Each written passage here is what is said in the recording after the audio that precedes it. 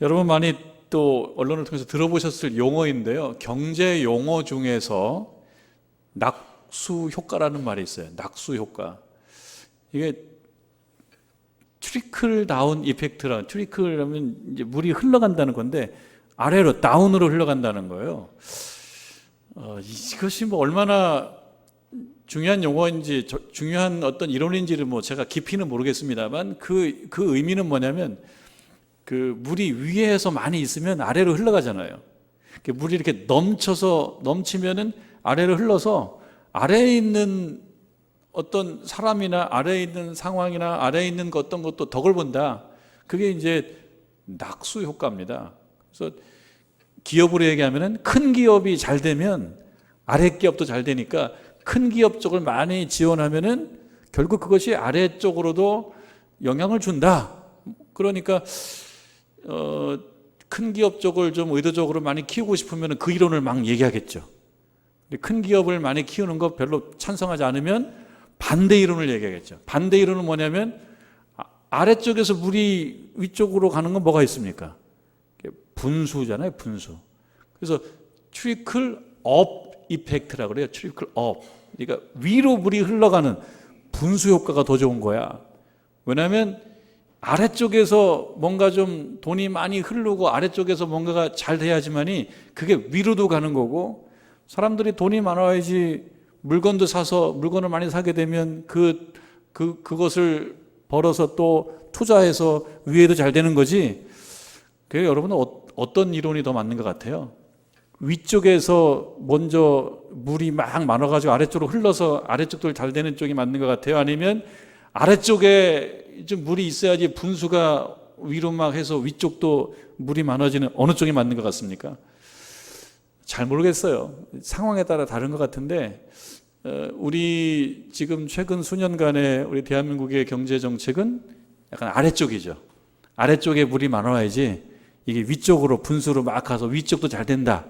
이런 쪽에 주안점을 둔 경제 정책을 계속 펴오고 있는데, 저는 사실 잘 모르겠고 상황에 따라서 조금 융통성은 있지 않을까 이런 생각을 합니다. 이거는 뭐 경제학자들이 논의할 이야기고, 여러분들께서 좀 더 공부하고 싶으면은 한번 찾아서 볼 만한 경제 이론이기도 합니다. 제가 말씀드리고자 하는 거는 오늘 39장 이 말씀을 보니까 낙수 효과는 뭐냐면 위쪽에 물이 많으면 아래쪽으로 흘러 넘쳐서 아래쪽에 있는 사람들도 덕을 본다는 거고요. 이 이론이 현재는 크게 인기가 없는 것 같기도 합니다만, 우리 말씀을 통해서 보면은 그런 이론이 맞아 떨어집니다. 그런 이론이 영적으로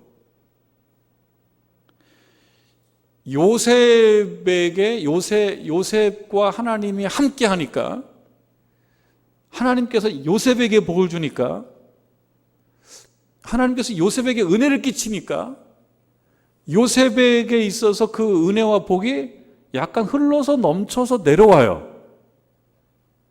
그리고 요셉 주변을 촉촉하게 접셔요. 요셉 주변을. 그리고 그 촉촉함의 범위 안에 있는 사람들은 복을 받더라고요. 여러분, 이것이 39장 이 초반에 나오는 그런 매우 중요한 영적인 경제 원리입니다.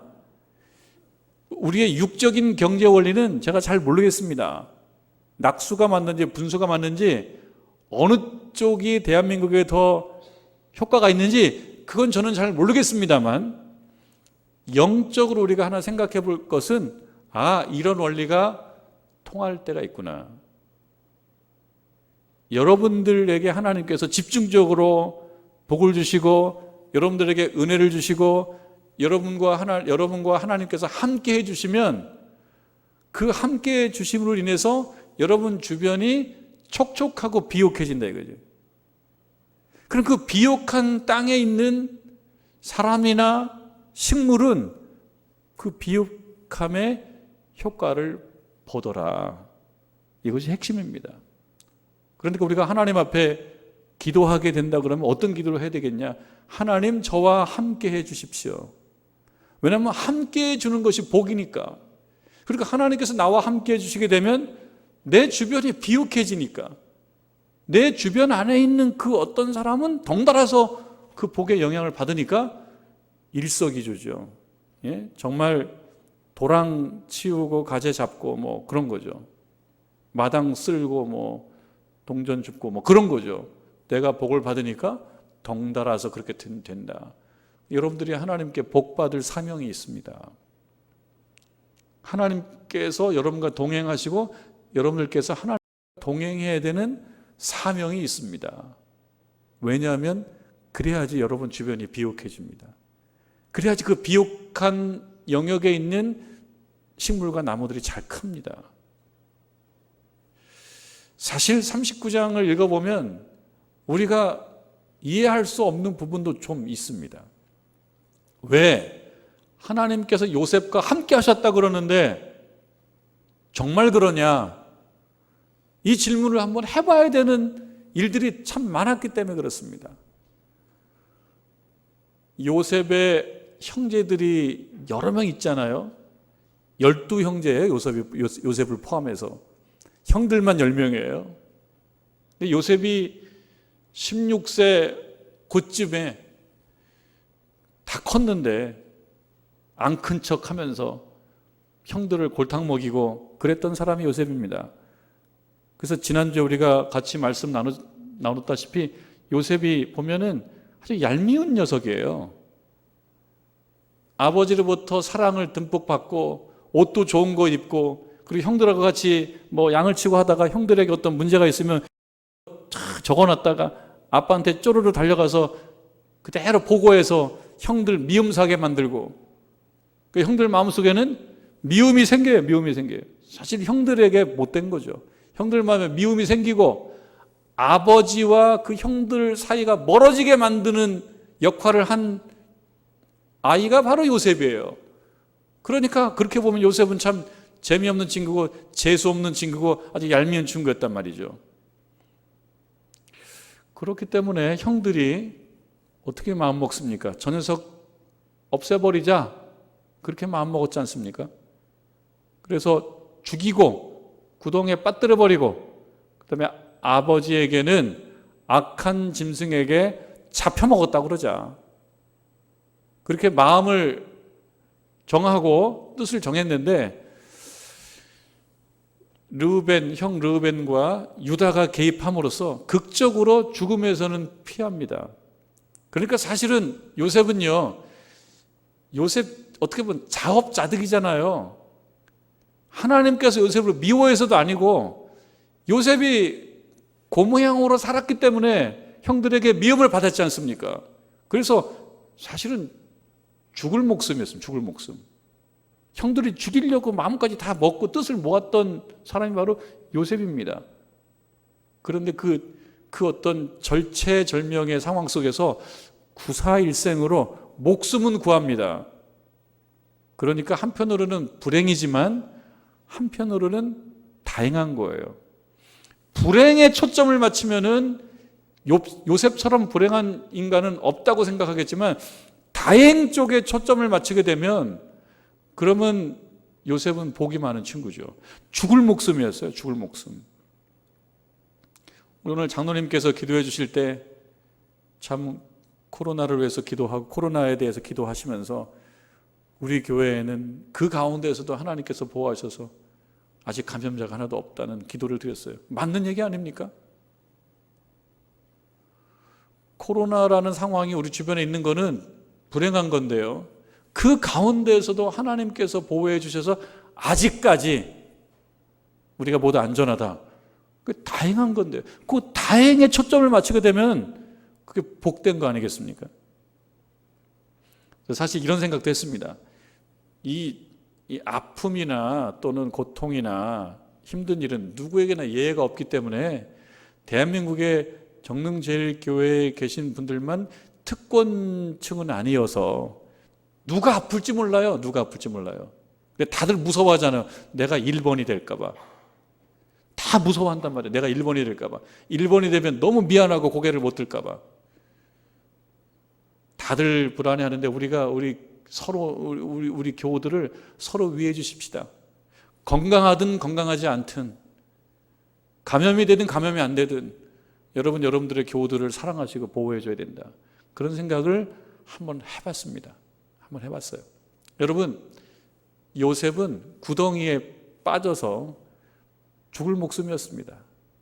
그런데 살아났습니다. 그리고 어떻게 됐냐? 애굽으로 팔려왔습니다. 그러니까 팔려온 인생, 결코 복된 인생이라고 볼 수 없어요. 불행한 인생이에요. 갑자기 인생이 확 업셋됐어요. 확 뒤집혀 버렸습니다. 아버지 사랑받고 특권층으로 살다가 갑자기 추락했어요. 팔려서 저기 남의 나라로 팔려왔다가 지금 보디발이라고 하는 그 애굽의, 이 말씀에 의하면 친위대장, 애굽 바로의 친위대장 보디발이라는 사람 집으로 팔려왔습니다. 그 팔려온 사람 뭐예요? 노예죠, 노예. 자, 여러분 2절 말씀 보십시오. 여호와께서 요셉과 함께 하심으로 그가 형통한 자가 되었다. 무슨 의미가 있는 거예요? 이 말씀이. 하나님께서 요셉과 함께 하셨다는 건 너무 좋은 말이에요. 그리고 형통한 자가 되었다라는 것은 너무 좋은 말이에요. 그런데 그 다음에 보세요. 그의 주인 애굽 사람의 집에 있다. 요셉의 주인이 있어요. 그럼 요셉은 뭐예요? 그 주인이 부리는 종, 노예인 거죠. 이러한 역설적인 상황을 어떻게 이해를 해야 됩니까? 이것이 우리의 성경 말씀을 보는 좀 중요한 숙제죠. 팔려와서 어느 집에 종이 되었다라고 하는 것은 인생이 안 풀린 거예요. 꼬인 거예요. 잘 나가다가 확 뒤집힌 거예요. 어떻게 보면 추락한 거예요. 남의 집에 와 있는 거예요. 노예가 된 거예요. 인생이 안 풀린 거거든요. 꼬인 거거든요. 자, 그런데 그런 상황에 있는 요셉을 향해서 이 성경 말씀 뭐라고 얘기하냐면 요셉이 형통한 자가 되었다. 이건 누구 말입니까? 해설자의 말이에요. 해설자. 요셉이 그거 알까요? 요셉 속으로 생각할 때, 아, 나 정말 잘 팔려왔어. 아, 정말 팔려오니까 기분 너무 좋아. 나 종이 되니까, 노예가 되니까 너무 좋아. 하나님이 함께 하셔. 이렇게 생각했을까요? 팔려온 인생인데요. 그러니까 여기서 인식의 간격이 하나가 크게 있는 거예요. 해설자의 인식으로 보면 요셉은 형통한 사람인 거예요. 근데 요셉 자신이 과연 그 인식이 있었을까요? 팔려와서 남의 집 종이 되었는데요. 그럴 리 없죠. 얼마 전까지만 해도 아버지 집에서 특권을 얻은 아들로서 참 어깨에 힘주고 살았는데 어느 날 죽을 고비를 넘겨서 팔려왔어요. 보디발 집에 팔려왔어요. 높은 사람 집으로 팔려왔으니까 나는 복이 많아 이렇게 생각했을까요? 굉장히 인생이 잘 안 풀리는 거에 대해서 마음이 힘들 상황일 거예요. 그래서 본인이 뭐 하나님이 함께 한다 또는 나는 복 받은 사람이야 이렇게 생각할 만한 상황은 아니지만 이 말씀에 의하면 여호와께서 요셉과 함께 하셨다라고 요셉은 몰라도 우리들에게는 알려줍니다. 우리들에게는 신자들에게는 알려줍니다. 요셉은 하나님이 함께하는 사람이야. 그래서 형통한 사람이야. 형통하다는 건 무슨 뜻입니까? 일이 잘 풀린다는 거예요. 일이 잘 풀리는 사람이 감옥까지 갑니까? 여러분 지금 이 부분에서는 보디발 집으로 팔려왔지만요. 6절 말씀 보면 여러분 6절 끝에 보면 이래요. 요셉은 용모가 빼어나고 아름다웠더라. 이거 뭐 좋은 거죠. 용모가 빼어나고 아름답다. 이렇게 용모도 빼어나고 아름다웠다. 두 가지로 칭찬하는 것은 요셉의 어머니 라헬이 얼굴도 예쁘고 몸매도 좋고 이렇게 칭찬한 거하고 요 예밖에 없어요. 요셉이 이런 칭찬을 받은 사람이에요. 성경에서 용모가 빼어나고 아름다웠더라. 좋은 거죠. 근데 이게 좋은 게 아닌 거예요. 보디발의 아내의 눈에 들어서 보디발의 아내가 요셉을 유혹했는데 요셉이 그 유혹을 물리치고 극복했는데 그 벌로 감옥에 갔다는 거죠. 그 말씀이요. 9절, 20절 우리 읽지 않았습니다만 20절을 보게 되면 이에 요셉의 주인이 보디발이 그를 잡아서 옥에 가두니 감옥에 갑니다. 어떤 요셉이에요? 하나님께서 함께 하셔서 형통한 자인 그 요셉이 이제 감옥으로 갑니다. 감옥 갔어요. 자, 그 옥은 왕의 죄수를 가두는 곳이었더라. 요셉이 옥에 갇혔다. 그런데 반전이 하나 있습니다.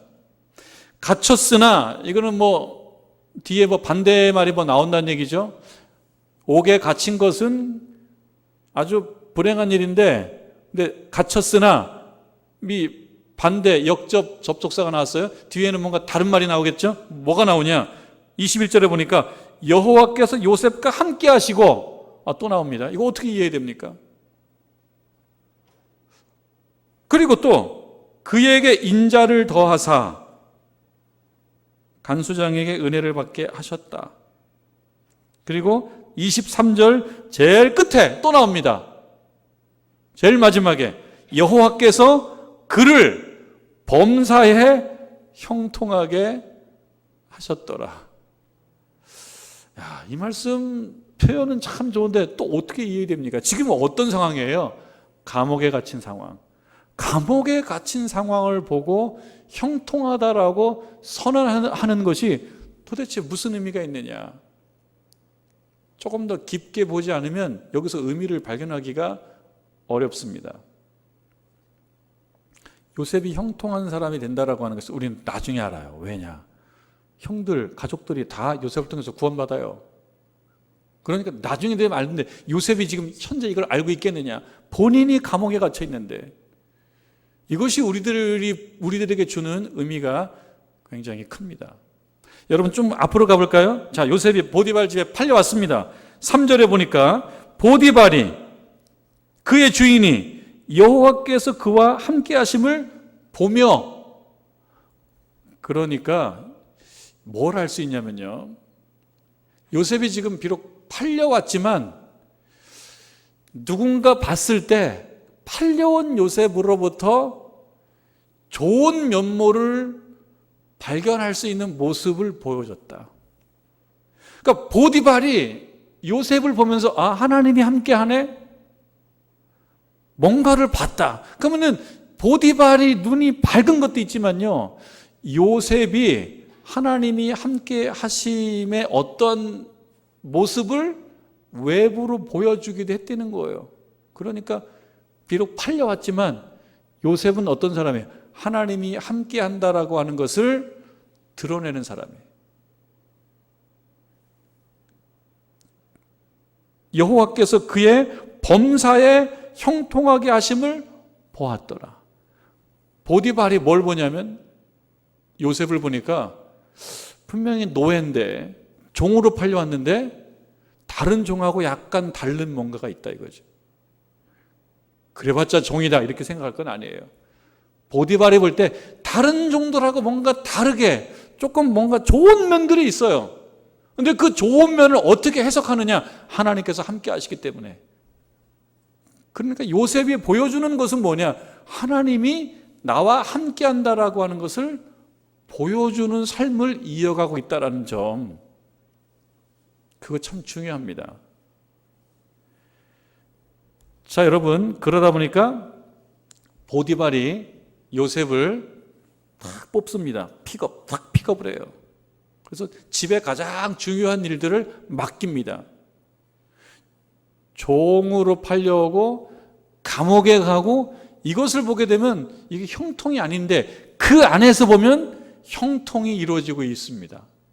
잘 봐야 돼요. 잘 봐야 되는 거예요. 아닌 것 같지만 그 안에서 하나님의 복이 꾸물꾸물거리고 있는 거예요. 싹을 틔우고 있는 거예요. 그걸 발견하면 믿음의 길에 설 수 있지만 그걸 발견 못하면 넘어지게 됩니다. 그래서 여러분, 요셉을 그 집의 가정 총무로 삼았습니다. 5절을 볼까요? 5절을 그가 요셉에게 자기의 집과 그의 모든 소유물을 주관하게 하였다. 왜? 신뢰가 가니까요. 근데 그 신뢰 속에는 뭐가 있습니까? 하나님이 저 녀석과 함께하네. 하나님이 저 녀석과 함께하니까 믿을만하네. 그래서 일을 맡겼어요. 중요한 일을 맡겼습니다. 그 다음에 아주 놀라운 일이 벌어집니다. 5절에 그가 요셉에게 자기의 집과 그의 모든 소유물을 주관하게 한 때부터 여호와께서 요셉을 위하여 그 애굽 사람의 집에 복을 내리심으로, 그러니까 이 애굽 사람의 집에 복이 내려져요. 복이 있어요. 복이. 어떤 복이 있느냐? 여기에 보니까 그의 집과 밭에 있는 모든 소유에 미쳐요. 복이. 그러니까 보디발의 집과 밭에 있는 소유 이런 것들을 보니까 어떻다는 거예요? 잘 된다는 거죠. 가축으로 얘기하면 가축들이 잘 크고요. 그 다음에 새끼도 잘 낳고요. 그리고 병도 없고요. 이렇게 번식하고요. 가축을 보면. 그리고 그 가정을 보니까 든든해요. 예? 여기 보니까 집과 밭에 있는 모든 소유, 그 소유가 이 복돼요. 그러니까 소유가 커지는 거예요. 이 소유가 커지는 이 상황을 이 성경 말씀은 어떻게 해석을 하고 있냐면 요셉 때문이다. 요셉 때문에 이 집이 복을 받는다. 요셉 때문에. 참 복덩이죠, 복덩이. 근데 그 요셉 때문에 왜 복을 받게 되느냐?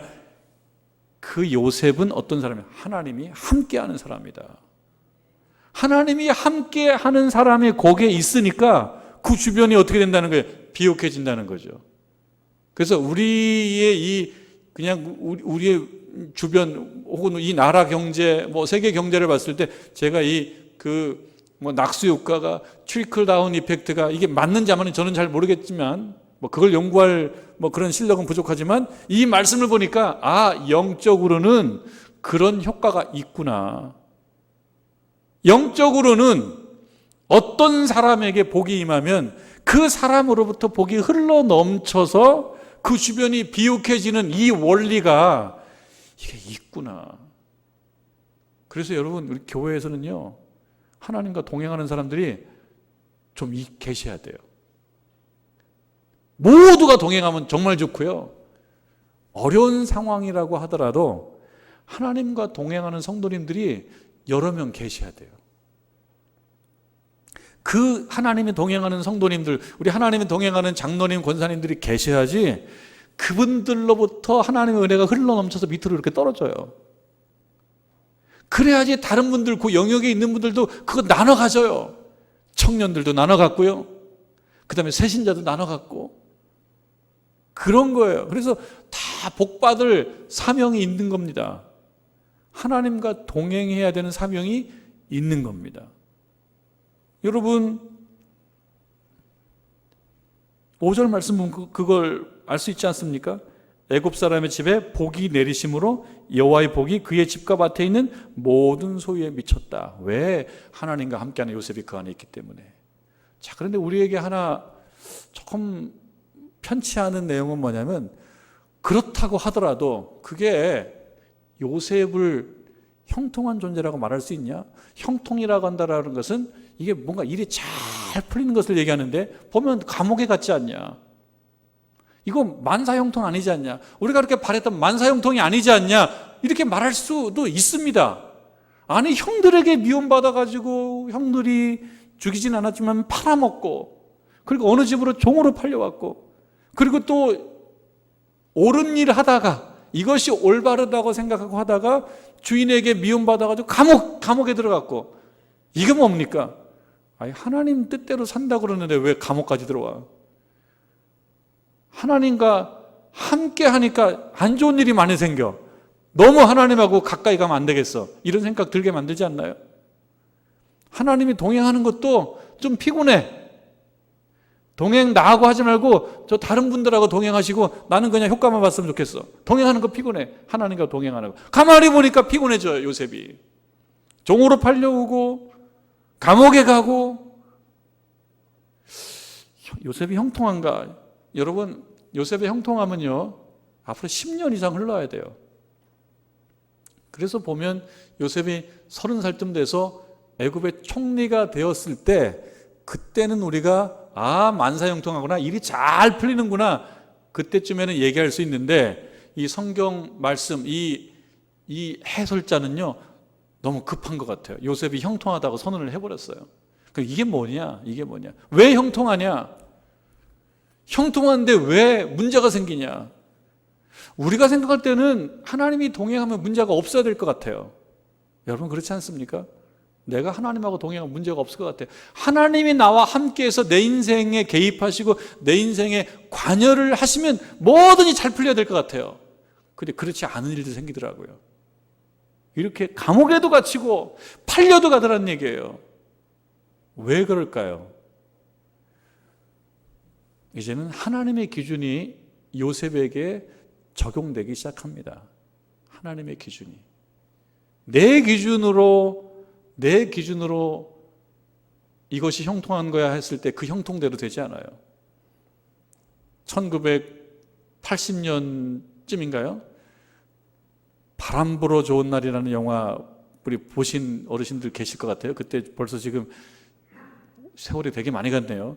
안성기 씨가 나온 영화, 안성기 씨가 성인이 되고 성인 배우로서 발돋움할 수 있는 영화라는 것을 알려져 있는 바람 불어 좋은 날. 여러분 바람 부르면 좋아요? 비바람 치면 좋습니까? 비가 막 오면 좋나요? 막 바람 불어가지고 돈 많이 들여가지고 머리에다가 힘 좀 주고 딱 그랬는데 바람이 확 불어가지고 머리가 확 헝클어지면 좋나요? 바람 불어 나쁜 날이죠. 근데 그 영화 제목은 바람 불어 좋은 날. 바람이 불지만 좋은 날도 있다. 이게 약간 역설적입니다. 비가 막 내려서 좋냐? 비가 막 내려서 별로 안 좋아. 옷도 좋게 입었는데 막 물도 막 튀고 막 나들이 가려고 그러는데 막 비가 막 오고 비바람이 막 치고 안 좋아요. 그런데 여러분들 사실 비도 필요합니다. 바람도 필요합니다. 그리고 태풍이 강하면 우리는 태풍 피해를 보지만요, 넓게 보고 자연으로 보면은요 태풍도 필요하대요. 너무 센 태풍이 와가지고 피해 보면 그건 문제 있는 것 같고요. 태풍이 바다를 좀 뒤집어 놔야 된대요. 그래야지 바다도 건강해진다는 거예요. 바다도 건강해야지 사람들이 바다 가서 바다 혜택을 받는 거 아닙니까? 바람도 좀 불어야 되고요. 비도 좀 내려야 되는데 우리가 볼 때는 바람 불어 싫은 날, 비 와서 싫은 날. 그래서 요셉을 놓고 보면은 팔려와서 싫은 날, 감옥 가서 싫은 날이에요. 사실 우리들 인생도 그렇단 말이죠. 교회 열심히 다니고 하나님과 동행한다고 얘기하는데 어느 날 비가 막 오고 어느 날 바람이 막 불고, 그래서 이거 하나님하고 동행하는 게 손해나네 생각나는 일들도 생기고. 그런데 이 성경 말씀은 뭐라고 선언을 하고 있냐면 하나님이 요셉과 함께 하심으로 그가 형통한 사람이 되었다. 동의하든 동의할 수 없든 요셉이 현 상태에서 그 말을 전적으로 동의하든 동의할 수 없든 하나님은 그렇게 선언해 버립니다. 성경은 선언합니다. 하나님께서 함께 하시면 그는 형통한 사람이 되는 거다. 그가 형통한 사람이 되면 영적으로 그 형통한 사람으로 인하여 영적인 낙수 효과가 생기는 것이다.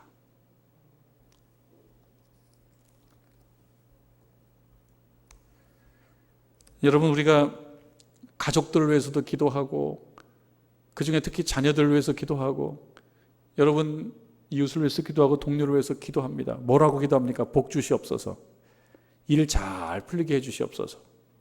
하나님께서 직접 다이렉트로 그 사람에게 복을 주시는 방법도 있지만 먼저 한 사람을 지명해서 그 사람으로 하여금 신앙생활 잘하게 만들므로써 그로 인하여 복이 퍼지는 그런 모습을 우리들에게 보여주시기 원하십니다. 여러분, 이 시대에 신앙생활 잘하는 것도 사명입니다. 어려움이 있고 힘든 일이 있어도 하나님과 동행하는 것도 사명입니다. 다른 사람이 동행하지 않는다고 하더라도 내가 동행해주는 사명하는 것도 매우 중요합니다.